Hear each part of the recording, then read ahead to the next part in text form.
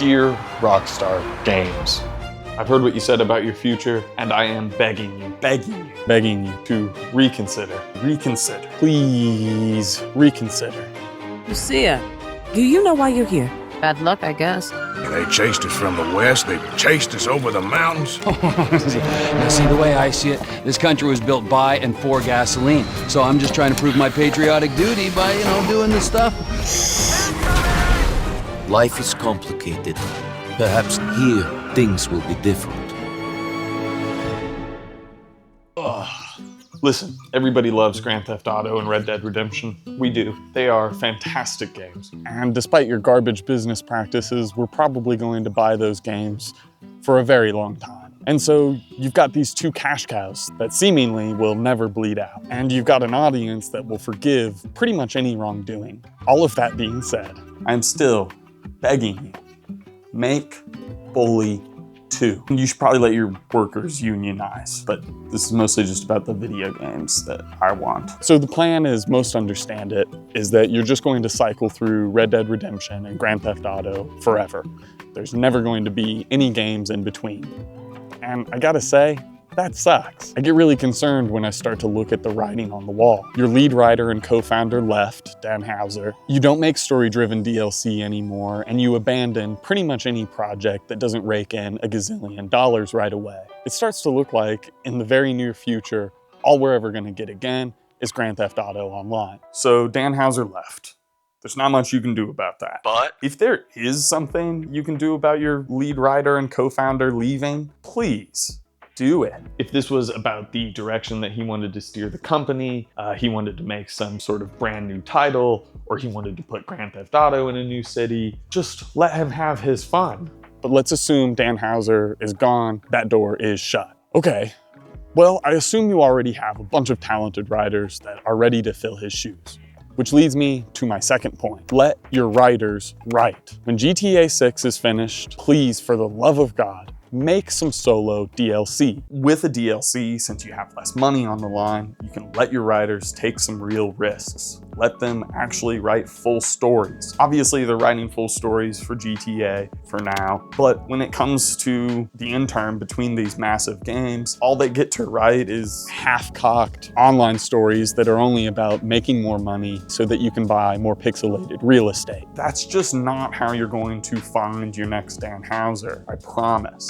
You're gonna have to let them really write. And maybe GTA 6 is gonna have an even better story, and it's gonna blow me out of the water. Even still, let them write DLC after. This will earn you so much goodwill with the players. I don't have much faith that you guys will ever make solo DLC again. GTA 5 was apparently supposed to have some and y'all scrapped it. Red Dead Redemption 2, a lot of people point out, seemingly, and from the rumors, has like big gaping pieces of content missing that definitely could have come out as solo DLC, let alone if you guys had made Undead Nightmare 2. Pause, rewind. Oop, shit, too far. The year is 2010. Last year, a 12-year-old Zeb got kicked out of the R-rated Zombieland just after the opening credits because some Karen wouldn't mind her business. But it was too late, Karen. I was already obsessed. The same year, I went and got my copy of Zombie Survival Guide signed by author Max Brooks, who, if you didn't know, is Mel Brooks' son. Zombies are everywhere, and I'm the target demographic. So imagine my 13-year-old joy when my favorite game of all time releases a solo player DLC that's just what if zombies, a popular genre in and of itself for a while. Plus, this game is cheaper than a typical game, thus my mom is twice as likely to buy it for me. Come on. Can you guys imagine if they had made an Undead Nightmare 2? I would have cut ties with my grandma for that game. And speaking of games I would cut ties with my grandma for, let's talk about Bully 2. Y'all won't make DLC, y'all won't treat Red Dead Online with any sort of respect, and you just generally have terrible support for your older titles. Okay, whatever, you're a big company, you can do whatever you want. All I am asking, just put one more franchise into that rotation between Red Dead and Grand Theft Auto. I don't even care what it is. I mean, I think it should be Bully, but if it's a whole new title or a Max Payne, then cool. Let's talk about why I think it should be Bully, though. It has the same bones as Grand Theft Auto and Red Dead Redemption. If Red Dead Redemption is cowboy Grand Theft Auto, then Bully is schoolyard Grand Theft Auto. It's different enough, but it doesn't stretch to the point of needing a new team or needing to hire or restructure much, in my opinion. You know, it's not like if you guys brought table tennis back. And with the amount of assets, the amount of models that you guys have made for Grand Theft Auto 6, and inevitably will probably continue to make for Grand Theft Auto 6 online, would you even have to make that much more shit for a Bully game? I feel like you'll have most of what you need already there. You get to have your cake and eat it too. You get what seems like a much higher risk than another Red Dead and certainly another GTA, but I don't feel like it's actually that much of a risk. You just make GTA, replace the guns with slingshots, and fucking make it smaller. I get that it's actually much more complicated than that. But you get what I'm saying, it's not extremely complicated. It's not Red Dead or Grand Theft Auto. You know, you get to make something much, much smaller. And speaking of smaller, Bully 2 doesn't have to be this impossibly big epic like Grand Theft Auto and Red Dead. You don't have to make the next milestone in gaming. You can make just a game. You feel that? That weight lifting off your shoulders? That's Bully 2. The map isn't a state or multiple states. It is a boarding school campus and a small town. You can finally say you made a game where every building is enterable. Your fans are gonna go apeshit. You put your new categorized room generation in those dorms, you cut off a small little section of a Grand Theft Auto town, rearrange it, throw some fresh paint on there, you know, let your artists go at it on a few key locations. Boom, the map is finished. And again, I know that it would obviously be inexplicably more complicated than that. But again, I'll keep coming back to this point. It does seem like the simplest option to be able to make something that is more video gamey. But that being said, also because it's smaller, if y'all really went for it, you could get way more detailed than you ever could with either of those other games. You could have more complex relationships with NPCs. You could have more player choice in how they operate in a mission. Without all of the time and resources being spent on bigger, you can spend them on better. And I don't think you'd have to use every single one of your studios to do it. The promise of talking to every NPC or being able to follow them around for their full complex lives, that could actually be achievable if you made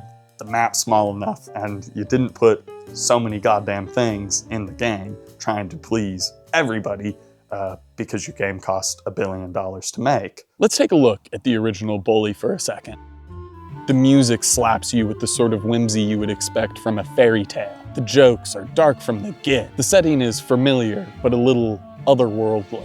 When does this game take place? It's like a weird mix of the 1950s to like the 2000s. You've got greasers for some reason, but then like the rest of it feels a little more 80s or 90s. You go on a nostalgia greatest hits run, but it doesn't feel lame or corny. It feels a little campy maybe, but I just feel like the vibes are so fantastic. The cynical humor and the stylized world, just the general atmosphere, work so well together. Helping her might teach you some humility. Okay, sir. It's a wonder how could you still stand.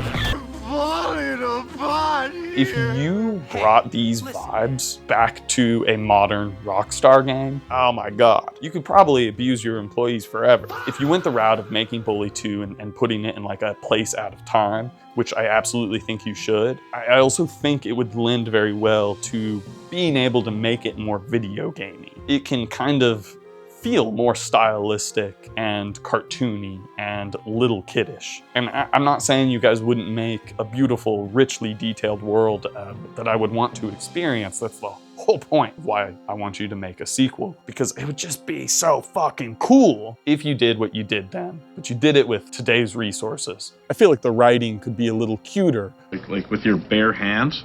A little more sitcom-y, a little less hour-long HBO drama. I swear to God, he said he's on his way. Why the fuck isn't he here now? I feel like you could even cut corners on like draw distance and stuff like that. And the cherry on top, if you pick Bully, you get to make it rated teen. That's a whole new group of moms that might buy your game. I said clean up your room. This isn't a game.